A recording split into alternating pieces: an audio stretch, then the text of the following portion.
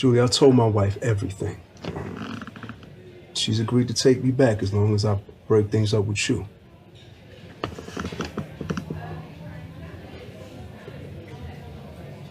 I noticed lately you call me husband. Why the change?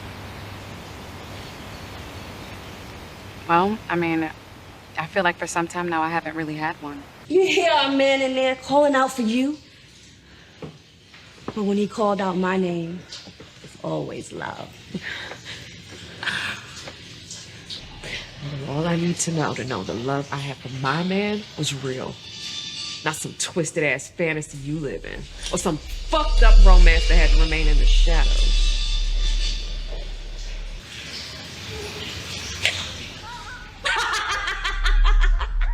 My sister? My sister, you bastard! You fucked my sister! You fucked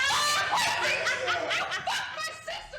Yo, what is the word? Welcome back to the channel. If you're new here, please consider subscribing and leaving a like. And if you have been here before, welcome back. I hope all is well with you.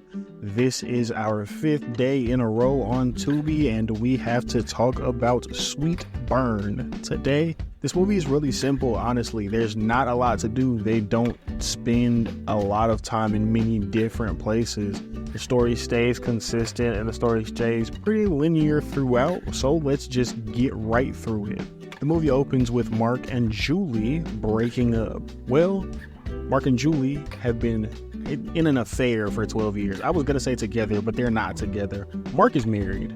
Mark is married to Alicia, who we'll meet later, but Mark decides none of that. He told Alicia everything, and now it is time for him to fully reclaim his marriage. Julie not trying to hear none of that shit though, so Julie takes it upon herself while we watch Mark and Alicia rekindle their marriage. We also watch Julie creep around Mark's house as she watches them have the relationship that she wants. While we're watching them rekindle their relationship, go on picnics, cook for one another, we also watch as Julie leaves small little tidbits from her and Mark's escapades. Pair of heels here, pair of earrings there, toothbrush even. This culminates with Julie confronting and tying up both Mark and Alicia. And while Mark is steadily drowning in the bathtub, Alicia is forced to answer questions about her and Mark's relationship, where we learn that in Mark's 12 years of marriage, while cheating on his wife, he also cheated on his wife with his wife's sister, had a baby behind his wife's back that would eventually pass, and that Mark was just out here handing his wife diseases. After the collection of questions, Julie goes to check on Mark to be sure that he hasn't drowned in the slowly filling tub, only for Alicia to get free, get into a squabble with Julie where Julie overpowers her and knocks her out.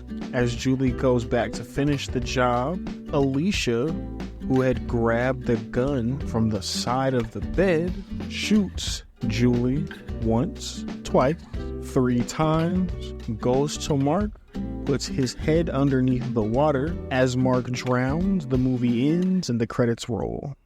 Let's just call it what it is. This movie isn't very good. There are many things that help this movie, and there are many things that also hurt this movie. I think this movie works because it is very simple. There are not a lot of scenes and settings and places that you have to go to. So it's very straightforward.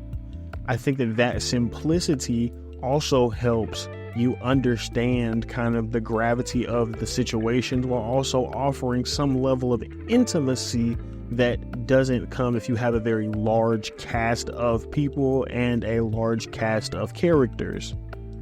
There are only 9 people and essentially 1, 2, 3 characters, because those are the only ones we get by name, which are Alicia, Mark, and Julie. So this makes that intimacy and adds a little bit more intensity, but in my personal opinion, not enough.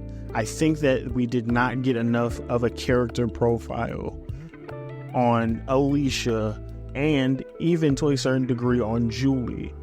I want to know why Julie feels the way that she feels. Was there promises made? Were there things done besides gift giving that made you think that y'all were going to be together? Did he say he was going to marry you and then choose not to? What got us to this point? And then on Alicia's side, how important to him was it that you all aren't going to have children and that you got your tubes tied behind your back? Is that the catalyst for him cheating? Yes, this nigga is a god-awful individual to this point that seems to not be redeemable whatsoever, but just how bad of a person is he compared to you, and vice versa? Building out that healthy character profile lets me realize and understand what you did and why you did what you did if you do it. On a deeper level, while I think it's difficult to do in general with such a small cast and so few settings, you should have taken advantage more of what you were going to do in terms of picking a genre. It felt like there was an attempt to make a balance between romance and suspense, and it wasn't overtly suspenseful, so it wasn't too good at that, and it also wasn't really romantic either. I think if you go for things that are so far apart from each other, that there should be more intensity, there should be more moments that add to the gravity of the choices and decisions and the experiences that the characters have. On the suspense thriller end, right, as childish as it sounds, it adds to it where you have Julie, who's already in the house, narrowly avoiding Mark and Alicia, right? So when they were about to have sex and Julie is walking across on the banister, maybe one of them looks up and perceives a shadow, but the shadow's not really there, right? When Mark goes into the bathroom, Julie should be just leaving out and they just narrowly miss each other. And even to the picnic, right? Have Julie see Mark and have them share a gaze but not say anything, and have that kind of battle of unspoken words so that you add to what's felt in those moments. And then Alicia can go, "Who is that?" And he goes, "Oh, nothing," so that you know, like, oh yeah, he knows who that is, but he's just trying to play it off. On the opposite end, in terms of romance, give me more truly intimate moments. I think you did well to have Alicia explain why she said husband or why she says husband. Have them do more things that are kind of monotonous, right? But push forth even further. Have him getting flowers, claiming his remorsefulness, doing all these things that help bring forth the fact that he's trying to be romantic and that he has truly changed. For all these reasons, it's going in mid. It's a very mid-tier movie, man. I think that there was a chance to do some things that we just kind of fell flat on, and there wasn't a lot of clarity in terms of what they were exactly going for. But it's not a bad watch. It's a very linear story that's very easy to follow, not at all confusing. If somebody cuts it on, you won't be blown away, but I doubt highly if you'll feel some version of like let down. If you made it this far in the video, you have to know that I appreciate you. If you have not done so, please do not forget to leave a like, comment, and subscribe.